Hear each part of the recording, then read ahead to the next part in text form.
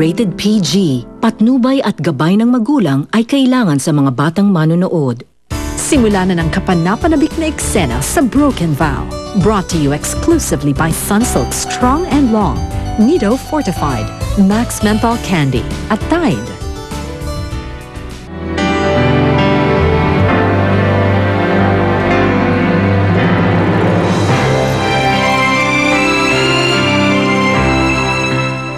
Masawal pa siya sa mga humupot siya sa akin dati. Nagpapanggap lang siya. Paano naman si Felix? Siguradong malalaman niya. Eh kung iwanan ka? Felix won't leave me, no matter what. Hindi ibig sabihin na pag sumama ako sa'yo sa States, eh ganun lang kadali natin maayos ang sarili natin. I know. Kailangan lang nating ayusin to na magkasama. 5th anniversary natin ngayon. Nakalimutan mo ba? Sinubukan niya akong tanggapin. Pero hindi na niya kinaya nung nalaman niya. Biktima ako ng panggagahasa. Hindi makakatulong ang bahay na to para makalimutan ang nakaraan mo. Hindi tayo nababagay dito. Ano ibig mo sabihin? Huwag mo sabihin sasama ka sa kanila. Yes, I'm living with them. Titira na kami sa Manila.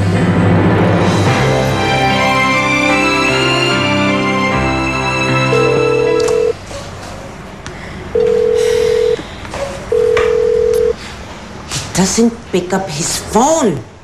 Saan daw ho ba siya nagpunta? Hindi ko alam. Ang sabi niya sa akin kanina, may pupuntahan lang siya. Well, come on. Let's not worry. Mamaya, nandito rin siya. Alam naman niya na 5th anniversary celebration niyo, di ba? Sinabi ko sa kanya na magpapahanda ako ngayon. Pero bakit wala pa siya? Sinasadya niya ho ba to? Hindi naman, of course not. Malay mo, he's buying something special for you. Not to worry. Alam mo, mas maigi pa. Kumain na tayo bago lumamig ang pagkain. Darating din siya. Opo ka na.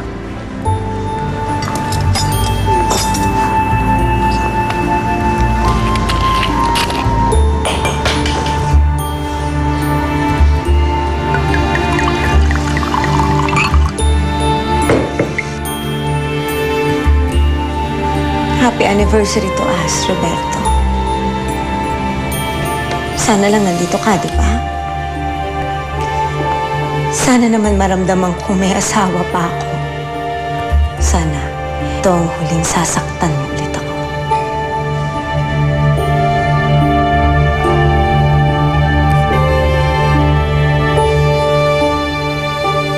Pagpapalit po ko sa babae mong yan. Felix, ako ang nagpalaki sa'yo. Musita, sinabi na sa akin ni Melissa ang lahat. And I have decided na ayoko dito itira ang mag-iina ko. Hindi ako galit sa inyo. Pero sana, tanggapin niyo si Melissa.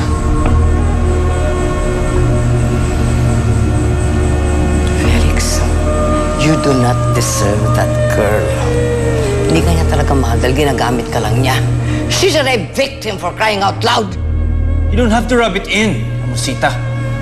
And that's exactly why we're living here. Paano makakalimutan ni Melissa yung nakaraan niya kung araw-araw may isang taong nagpapaalala sa kanya nito?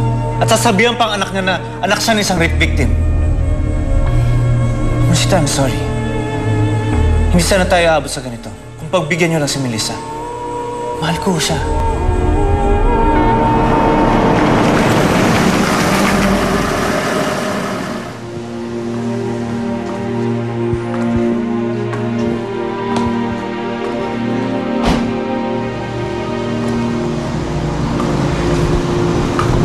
Saan ang gimmick mo?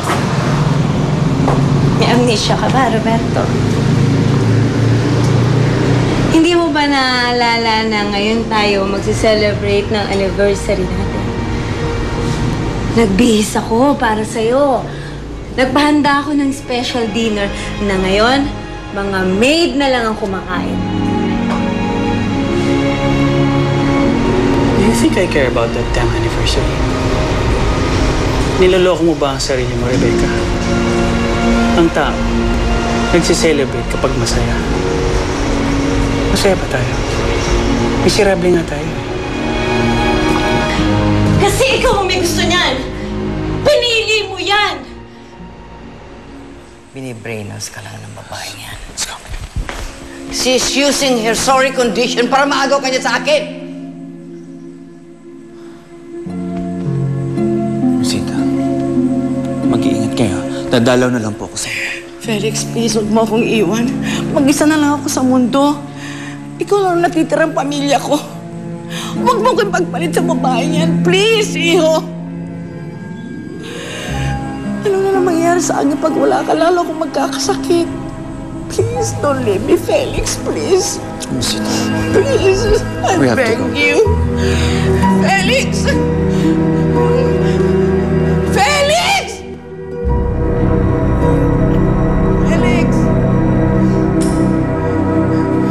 Roberto, sabi mo mag-umpisa tayo muli. mga akong drama. Pasok na ako sa loob.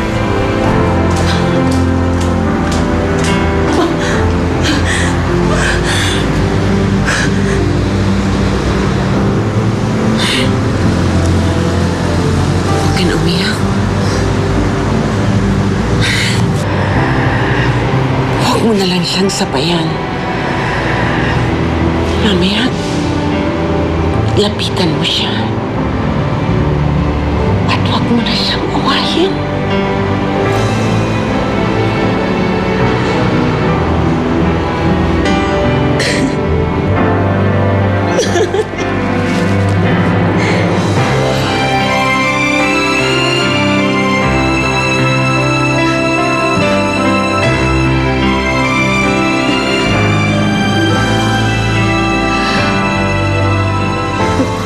Felix, sigurado ka bang kaya mong iwan si Amorcita? Mamimiss ko siya, pero kapakanan niya yung iniisip ko. Babalik rin naman tayo kapag buo na yung desisyon niya, natanggap ka na. Sige na, pasok ka kayo sa loob. Salamat.